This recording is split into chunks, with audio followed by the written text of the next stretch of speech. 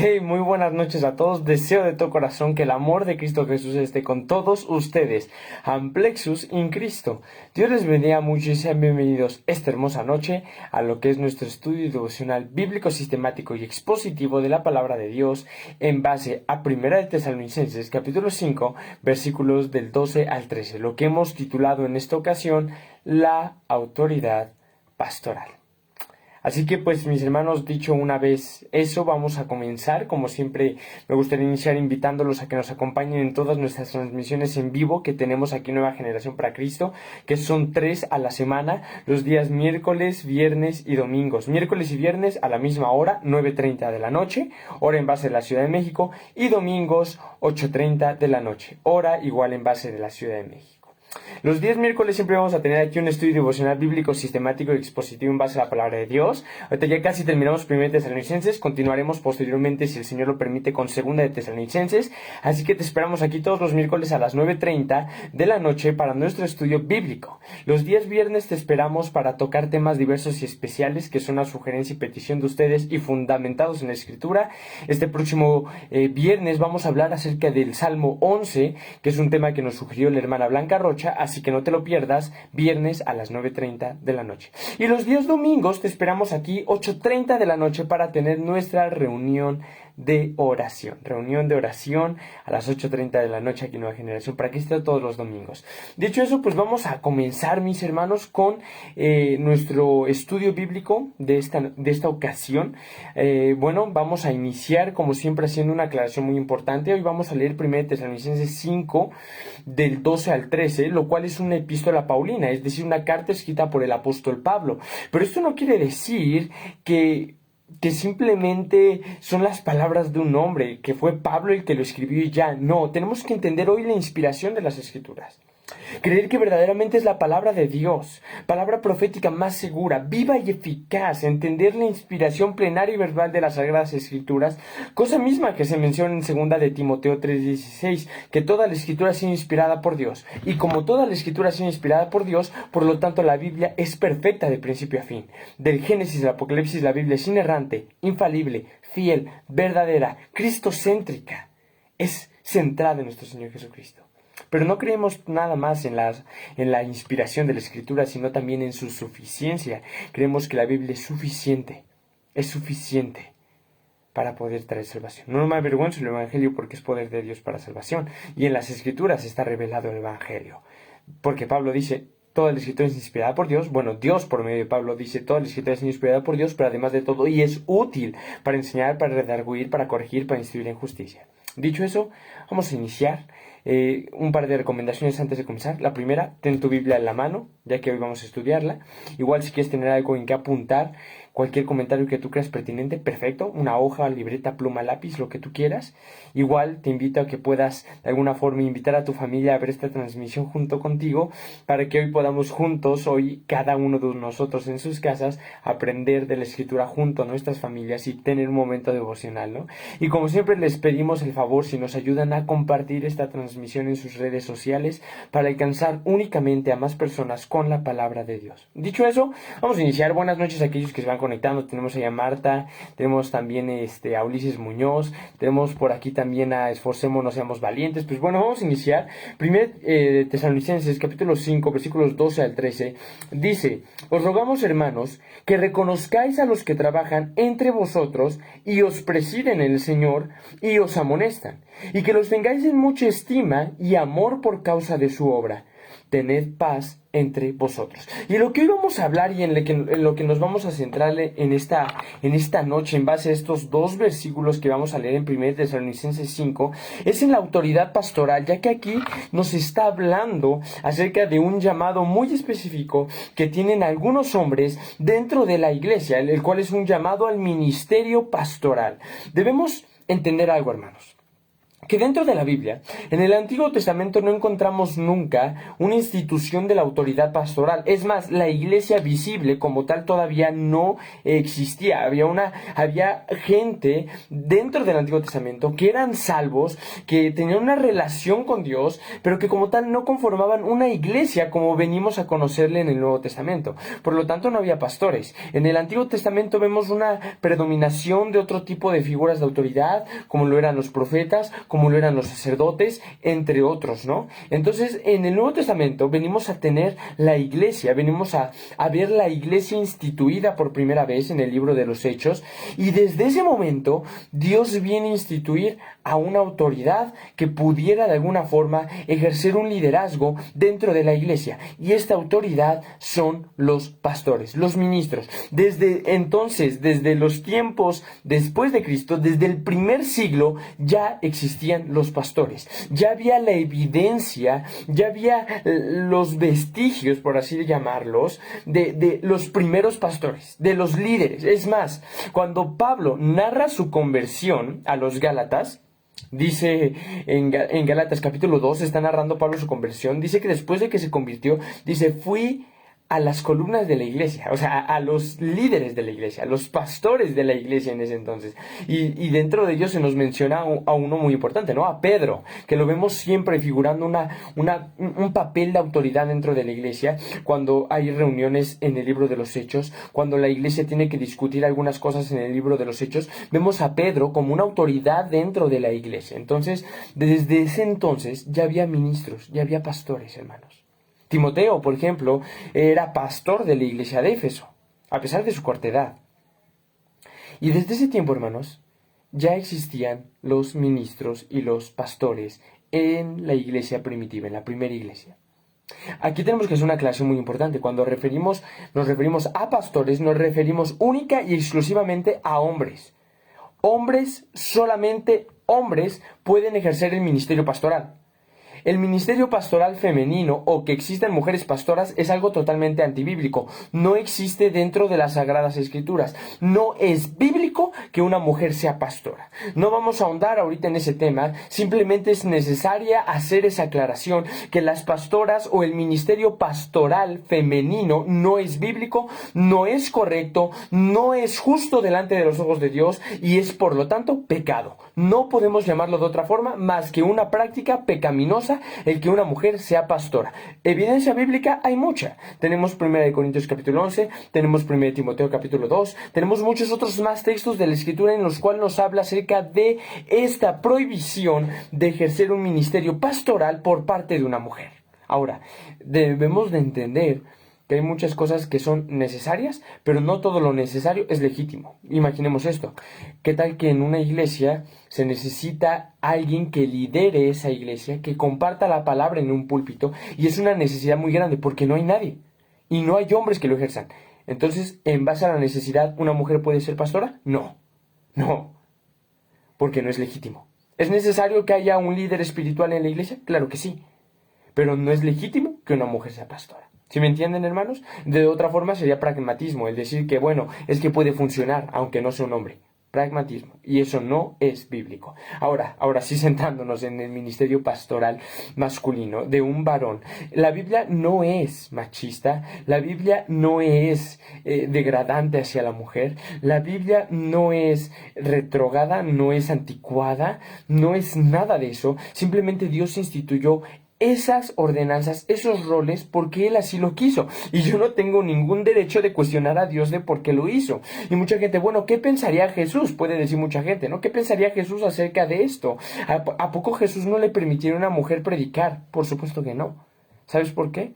Porque aunque Jesús ascendió al cielo antes de que se instituyera por primera vez la iglesia, Jesucristo dijo, antes de ser arrestado, hablando acerca del Espíritu Santo, dice, Él vendrá y os guiará a toda verdad, y tomará de lo mío y os lo hará saber. Entonces, cuando los apóstoles instituyen dentro de la iglesia pastores únicamente hombres, es porque el Espíritu Santo tomó de lo de Cristo y se los hizo saber. Él los guió a toda verdad. Y cuando Pablo escribe acerca de estas situaciones, era el Espíritu Santo inspirándolo a él. Por lo tanto, es la palabra de Dios. Ahora, cuando hablamos del ministerio masculino, hermanos, necesitamos entender algo. Que en este mundo actual hay muchos pastores falsos. Es terrible. Es triste. Porque por causa de ellos el nombre de Cristo es blasfemado y vituperado entre los gentiles, como claramente también lo decía Pablo en Romanos capítulo 2, versículo 24. Es terrible. Son lobos rapaces vestidos de ovejas. Falsos maestros, falsos profetas. Me encantan y personalmente lo recomiendo con una sencillez de corazón. Las enseñanzas del pastor Juan Manuel Vaz, hablando acerca de los falsos maestros, falsos profetas, falsos pastores, son excelentes. De hecho, la vez que tuve la oportunidad de conocer al pastor Juan Manuel Vaz en persona, dio una enseñanza en base a eso, y fue espectacular. Si te interesa más este tema, te recomiendo sus enseñanzas. Por otro lado, hermanos, hay otros que son pastores, que si bien no son falsos pastores, no deberían de serlo. Son pastores y fungen la función y el rol pastoral, pero no deberían de serlo. No han sido llamados a eso, no es su llamado, porque la cuestión pastoral, hermanos, no es nada más de decir, ay, quiero hacerlo, deseo hacerlo, tengo el deseo de hacerlo. No se trata nada más de tu deseo o de querer. Tienes que tener un llamado específico de Dios y una capacitación para lo mismo. O sea, amigo mío, de verdad, no se trata nada más de querer ser pastor. Querer ser pastor, pues a lo mejor muchísimos hombres dentro de la iglesia quieren ser pastores, pero algo totalmente diferente es que Dios verdaderamente te esté llamando a eso, y que no solo te esté llamando a eso, sino que tú seas capaz de serlo. Por eso hoy me atrevo a decir que hay muchos hermanos que son pastores, pero que no deberían de serlo. Una, porque no tienen el llamado de parte de Dios. Dos, porque no tienen los requisitos ni las capacidades para ser pastores. Y en este punto específico hablamos acerca de los requisitos registrados en Primera de Timoteo capítulo 3 y registrados en Tito capítulo 1 y 2. Los ministros tienen que cumplir al pie de la letra con esos requisitos, con esas obligaciones. Si un ministro no cumple con los requisitos expresados en Primera de Timoteo y en Tito, no puede ser ministro. Punto final. No se trata de que yo lo diga, no se trata de que alguien más lo diga, se trata de que la palabra de Dios lo está diciendo. Si alguno quiere ser ministro,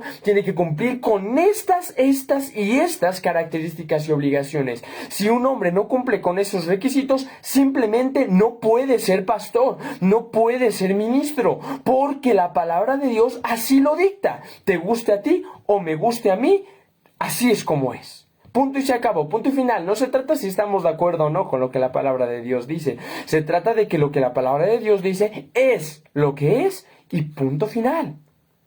Y es triste porque muchos hoy se aferran al ministerio del pastorado, aunque saben que no cumplen con los requisitos, y es terrible. Porque se aferran a un llamado del cual no son dignos.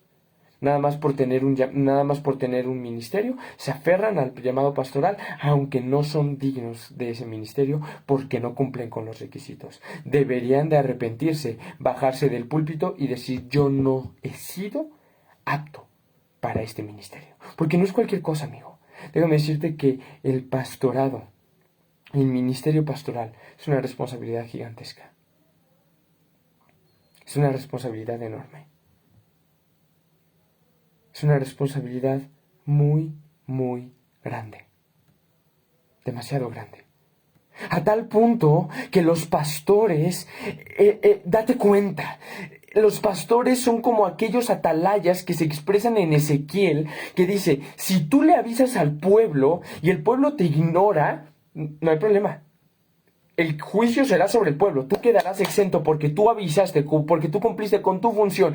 Pero si tú no cumples con tu función, yo voy a demandar tu sangre. Su sangre de ellos la voy a demandar de ti. Imagínate la responsabilidad tan grande que tiene un ministro, que todas las almas que lo oigan domingo a domingo serán demandadas de él. Ya sea que lo haya hecho bien o lo haya hecho mal, serán demandadas de él. Y si un alma se perdió por culpa de ese ministro, será demandada de él. Será demandada. Es una responsabilidad gigante la de ser un ministro, amigo mío.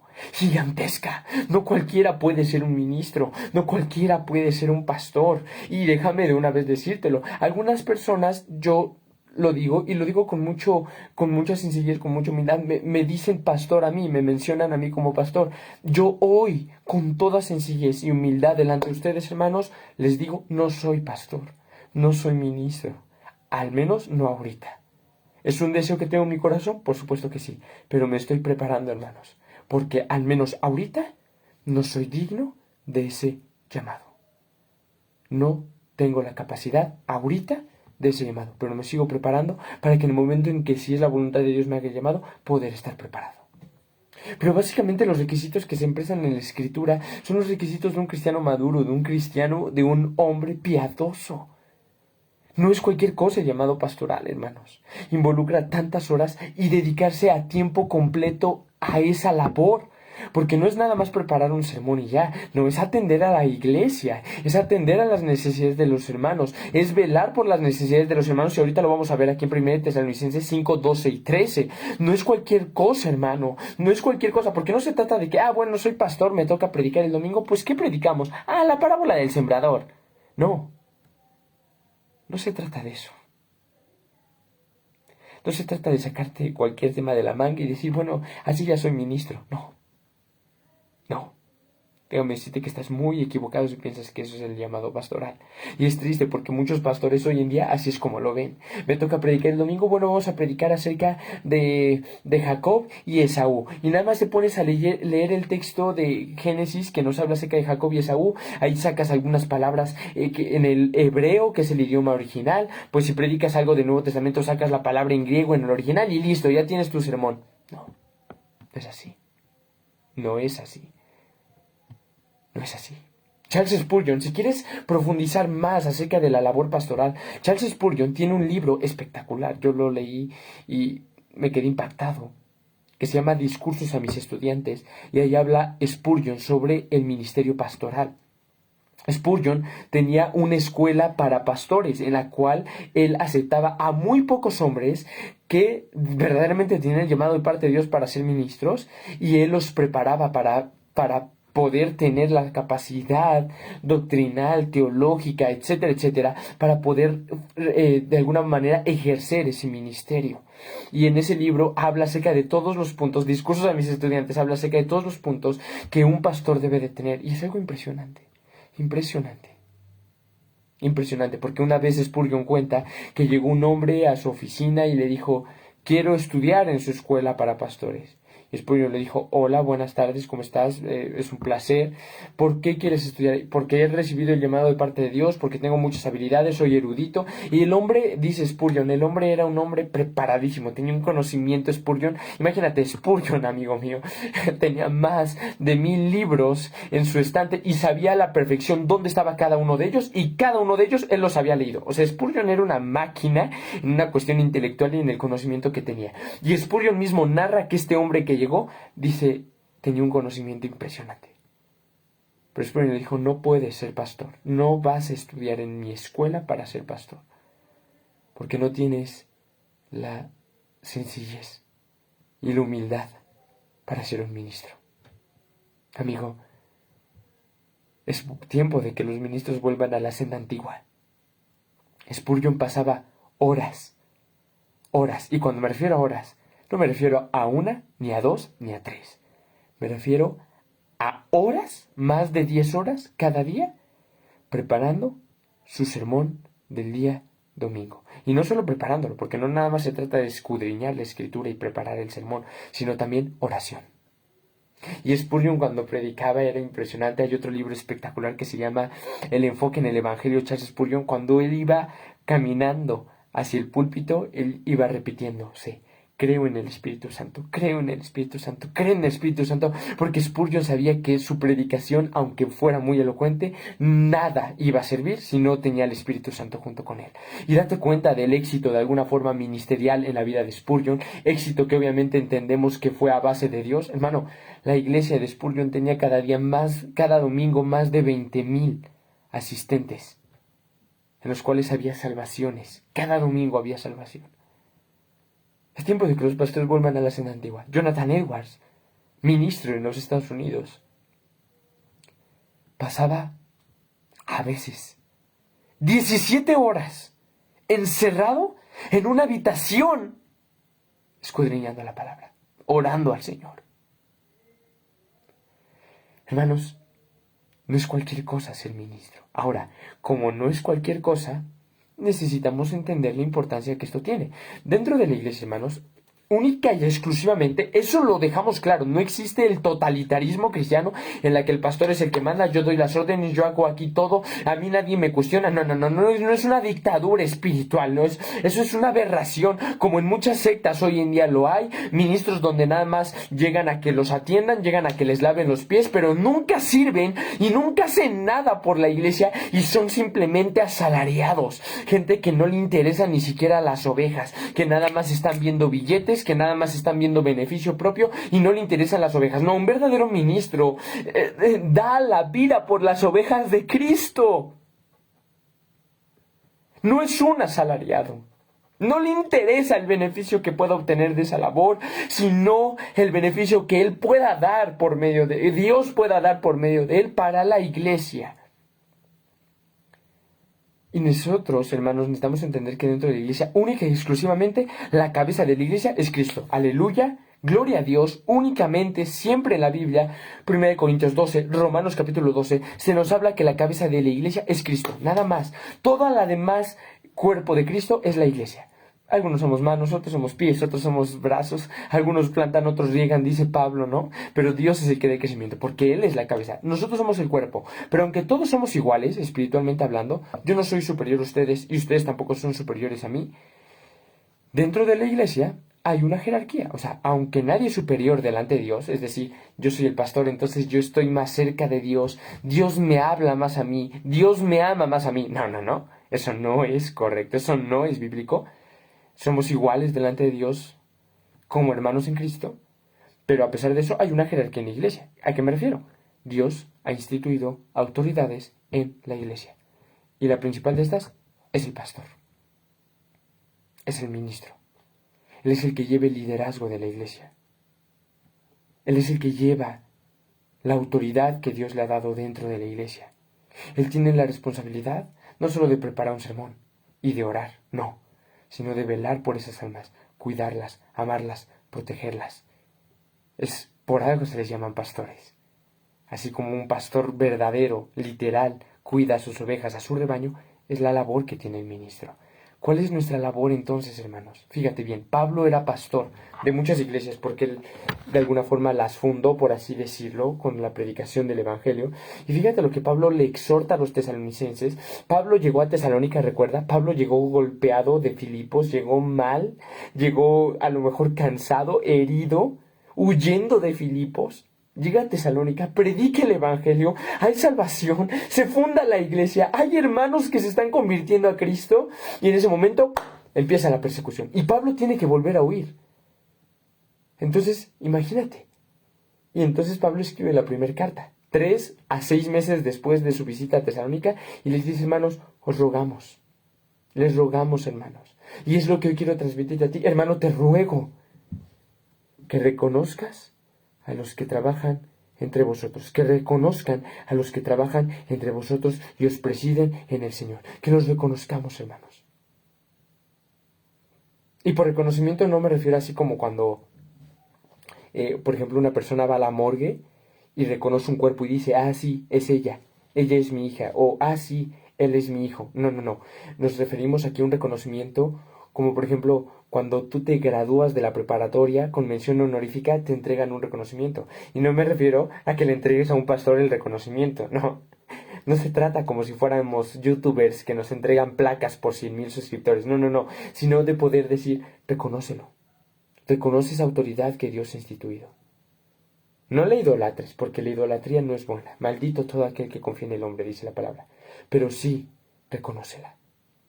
Reconócela a los que trabajan, dice, reconoce a los que trabajan entre vosotros y os presiden, o sea, los dirigen, los liderean en el Señor, ¿ya ves? Es una autoridad puesta por Dios, porque los liderean, los presiden en el Señor, y dice, y os amonestan, atalayas, los exhortan. Y después dice el versículo 13, y que los tengáis en mucha estima, o sea, valóralos. Porque no es cualquier cosa la responsabilidad pastoral, ya te he hablado en unos minutos anteriores, muy breve, Muy simple, de la gran responsabilidad pastoral, porque el pastor no carga nada más con sus problemas personales y espirituales, sino que también carga con los de su familia, y no solo con los de su familia, sino que también carga con los de la iglesia, con el de la hermana, con el del hermano, con el del congregante, con el del inconverso que acaba de llegar. Carga con todo eso, él carga con esa responsabilidad, él carga con esas preocupaciones, él carga con esas luchas de poder velar por la iglesia, cuidar de la iglesia, orar por la iglesia, alimentar a la iglesia, bendecir a la iglesia. Él carga con todo eso. Tenlo en mucha estima. Valóralo prácticamente. Porque tú puedes ser un hermano cualquiera de la iglesia, de que, sí, qué felicidad, aquí llegué, y a lo mejor tú nada más llegas, escuchas la palabra y ya, ¿no? Ya. No, date cuenta de la labor que está detrás de esto. Pablo a veces no dormía. Pablo naufragaba. Pablo lo golpeaban. ¿Todo por qué? Por la labor pastoral que él hacía por la iglesia. Así hoy en día muchos pastores dan eso por Cristo. Valóralo. Obedécelos. Ora por ellos. Ora por ellos porque no tienes idea de lo que ellos cargan. Ora por ellos. Así como en algún momento Moisés era un líder espiritual y él estaba en la batalla y él se cansaba. Y él tenía que alzar los brazos para que el pueblo prevaleciera en la batalla. Él se cansaba, era humano, se cansaba. Ahí estaban 2 hombres a su lado para sostenerlo, para ayudarlo. Haz eso. No seas, con todo respeto, una sanguijuela espiritual que nada más estés succionando. Ya que acabaste, pues bueno, provechito, hasta luego, ya me voy. Ya comí, ya bebí, ya no me hallo aquí. No. Ora por tu pastor. Tenlo en alta estima y amor, dice, por causa de su obra. Tened paz entre vosotros. Qué bello, hermanos. Qué bello. Porque la labor pastoral no es cualquier cosa, hermanos. Mi papá es pastor de la iglesia en la cual yo estoy. A su vez he tenido relación con muchos otros pastores verdaderos que han sido de bendición para mi vida. El pastor Fausto, por ejemplo, en Estados Unidos. El pastor Jorge, con el que acabamos de transmitir la semana pasada en Ecuador. Y hermanos, tienen unas labores, unas ocupaciones, unas responsabilidades gigantescas. Oremos por ellos. ¿Qué te parece bien si para terminar este estudio nos unimos brevemente en oración por los pastores? ¿Te parece bien? Amado Señor, en esta noche queremos levantar humildemente nuestra voz delante de ti para darte las gracias por nuestros pastores y ministros. Pedirte que tú vengas a acabar con aquellos que son falsos y vengas a guardar a aquellos que tú has levantado verdaderamente, porque no es la obra de ellos, sino que es tu obra, y ellos están luchando por tu obra. Y si tú no vienes, que eres el Señor de la casa, en vano ellos trabajan. Por eso te pedimos, ven a bendecirlos, que pasen horas cada día escudriñando la Biblia, que pasen horas cada día estando en oración, que puedan ser ministros, Señor, conforme a tu voluntad. Que hablen con denuedo y fidelidad a tu palabra.